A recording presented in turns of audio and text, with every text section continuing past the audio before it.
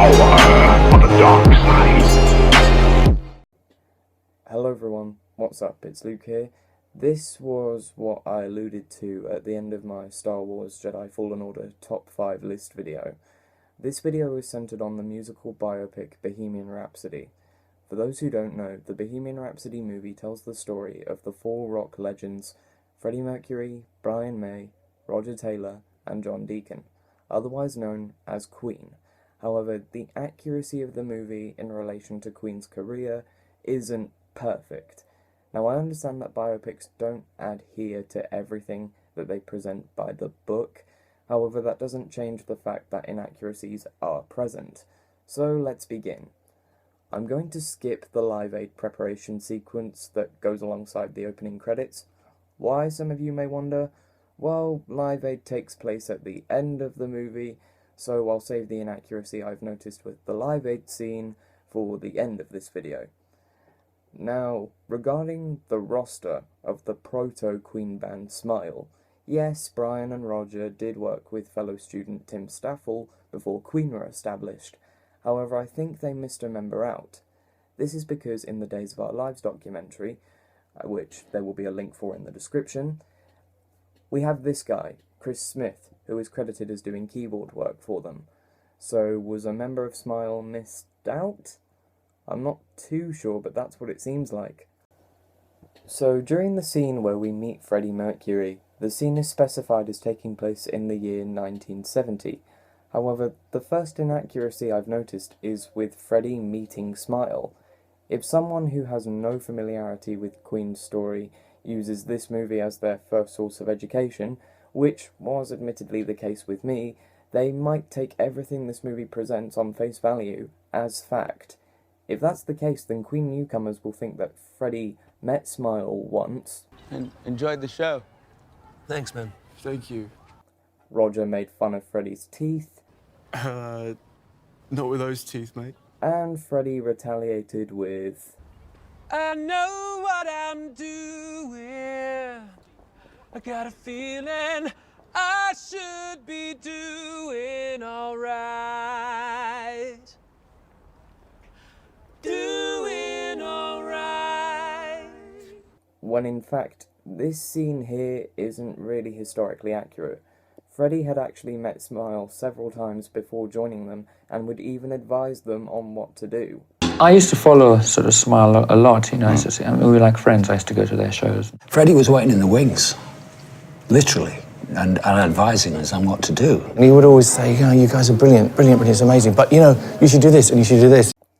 Next we come to John Deacon joining the band. We've got a few fresh faces. This is John Deacon, our bass player. This is inaccurate because by the time Deacon had joined the band in real life, they'd already named themselves Queen. Smile began their short career in 1969, as the Days of Our Lives documentary indicates via on-screen text. I believe Freddie had already joined Smile by this point, and was considering the name Queen, as we see here, in the Days of Our Lives documentary. Freddie sort of got us. He said, come on, you can't give up. I want to sing. So we decided we'd, you know, take the plunge. And it was then I sort of thought about the name Queen.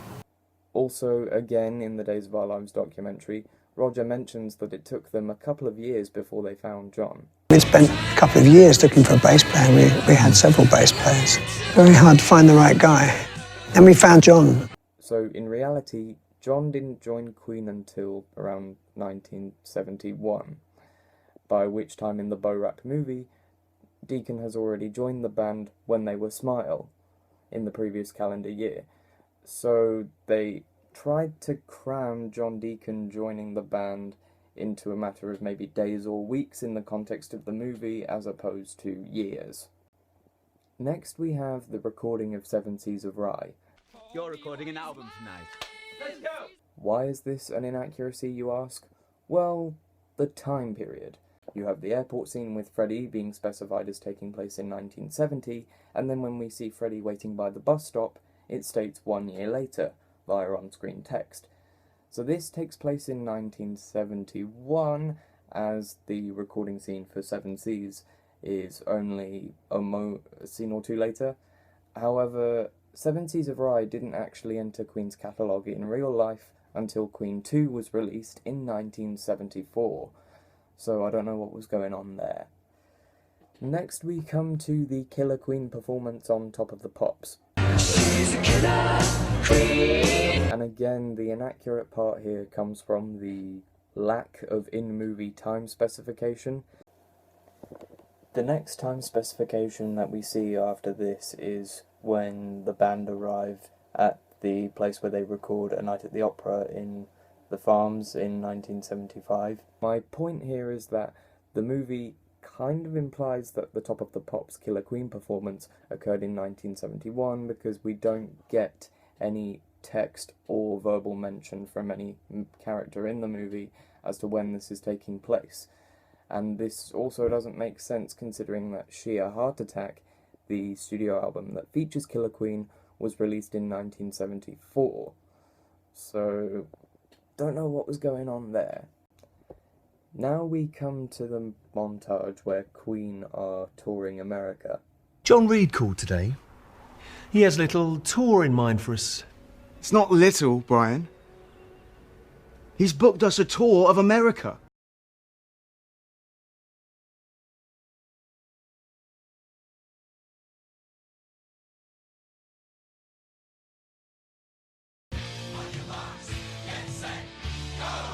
He's booked us a tour of America.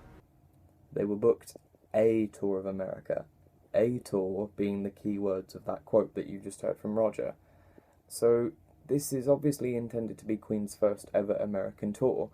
However, the Bohemian Rhapsody movie presents this moment as if Queen are touring on their own, which wasn't the case in real life. When Queen first toured America, they were the support act for Mott the Hoople. I'll let the Days of Our Lives documentary explain this. We were very lucky in that we hooked up with Mott the Hoople, and we were the warm-up act. We went all around the UK with them, and then the guys from Mott said, would you like to do the same thing in America? Also, during the montage, you have Fat Bottom Girls being played and performed on stage. You gotta set me home tonight. Oh, stand beside your red firelight. We love you. This makes no sense because Fat Bottom Girls didn't exist until the Jazz album came out in 1978. Now, in this article you're seeing a hint of on screen, Brian May has stated that the use of Fat Bottom Girls at that point was deliberate, but again, not really accurate. Next, I'm going to discuss how the Bohemian Rhapsody movie presents the birth of the sports anthem, We Will Rock You. Yes, We Will Rock You was Brian May's idea, but there are a couple of inaccuracies. The first inaccuracy is how the movie presents the creation process of the song. Stamp to this beat. Now, I want you to clap on the third beat.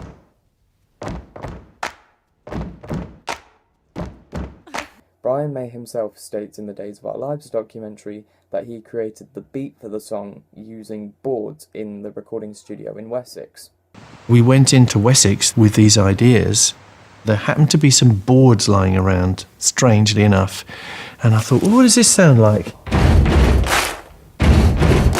And we multi-tracked it a lot of times to achieve a sound of a big throng of people stamping and clapping. Next we come to when the movie claims We Will Rock You entered Queen's archive of material. We Will Rock You was released in 1977 when the News of the World album came out.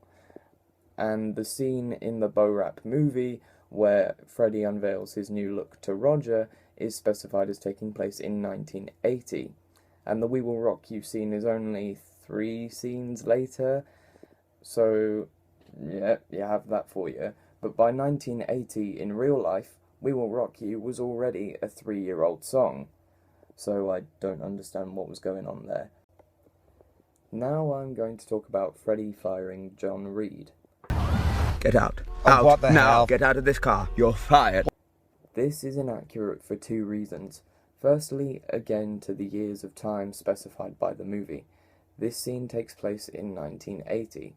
However, watching the Days of Our Lives documentary, which you're seeing a screenshot on right now, proves this to be incorrect. And with the second point, some of you may be wondering, was John Reid actually fired? Well, I don't believe so. According to Ultimate Classic Rock's Bohemian Rhapsody Fact vs. Fiction article, which there will be a link for in the description, in real life, Reid split from Queen in 1977, and the breakup was amicable rather than acrimonious. So it seems as if Reid split from Queen on his own accord, or at least it was more civil than what the movie depicts. Out! Out, or I'll kill you! Get out! You're firing the wrong snake, Freddie. You regret it. Now we come to the greatest historical inaccuracy of the movie, Freddie leaving Queen to focus on his solo career. You just killed Queen. Oh, give her a kiss one day. She might wake up.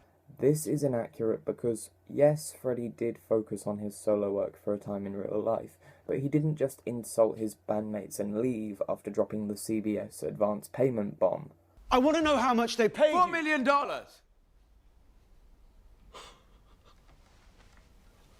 That's more than any Queen deal.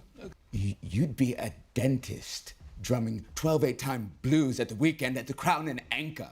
You would be Dr. Brian May, author of a fascinating dissertation on the cosmos that no one ever reads. And Deaky, for the life of me,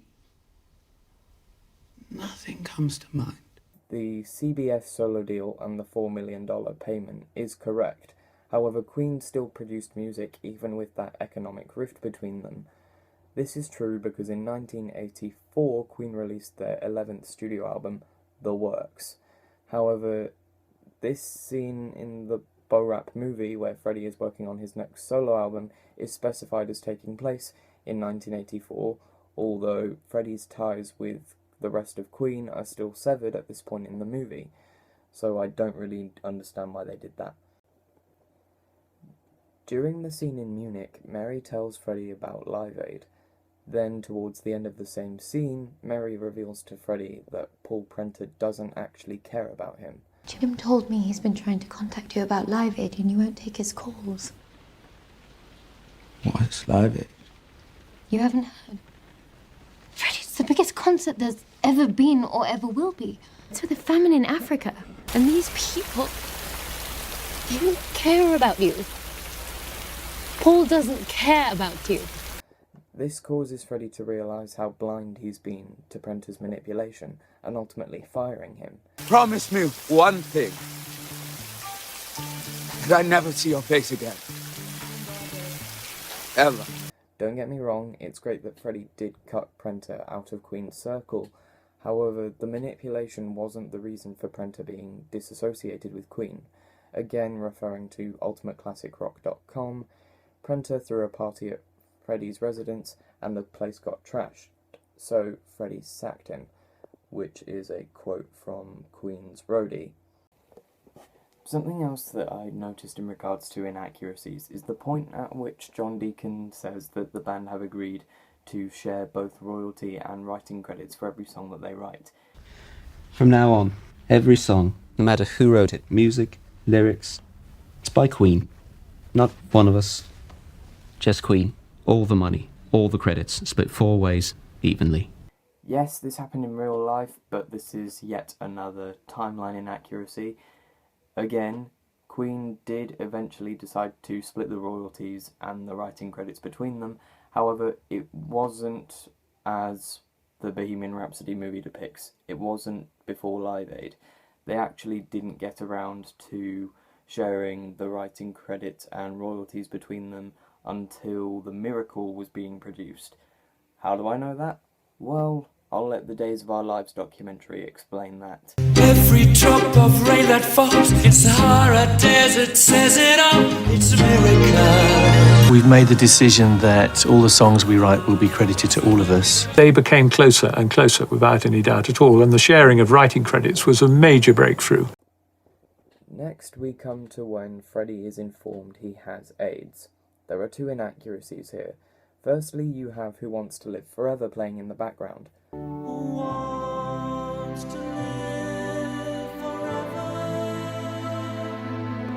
Who Wants to Live Forever is on the 1986 Queen record, A Kind of Magic. The scene immediately after this is the scene where Queen are rehearsing for the Live Aid concert, during which Roger states, "Still got a week." So it seems rather obvious that the AIDS diagnosis scene is set in 1985. However, according to an article on Bustle.com, Freddie wasn't officially diagnosed until 1987. This kind of leads on to the next thing, which, well, you could say I'm cheating in a way. Next we have Freddie telling the rest of Queen that he has AIDS. I've got it. Got what? AIDS. As previously mentioned, Freddie wasn't diagnosed until after Live Aid.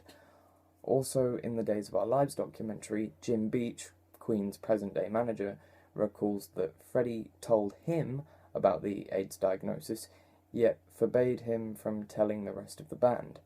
However, when Freddie did break the news to his bandmates, it was most likely sometime during the production of their 1989 album, The Miracle. Freddie told me that he was HIV positive before he told the band, and this put me in a very difficult position because he told me he didn't want me to tell the band.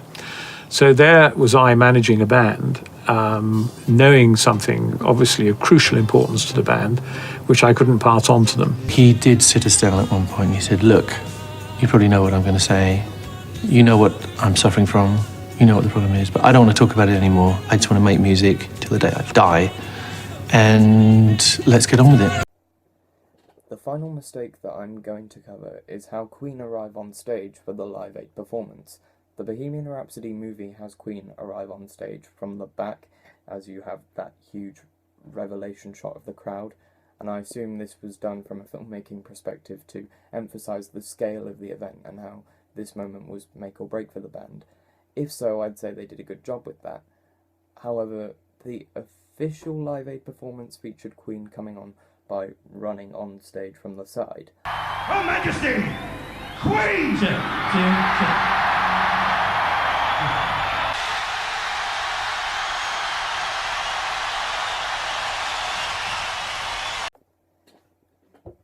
Anyway guys, I hope you enjoyed this video and found it educational.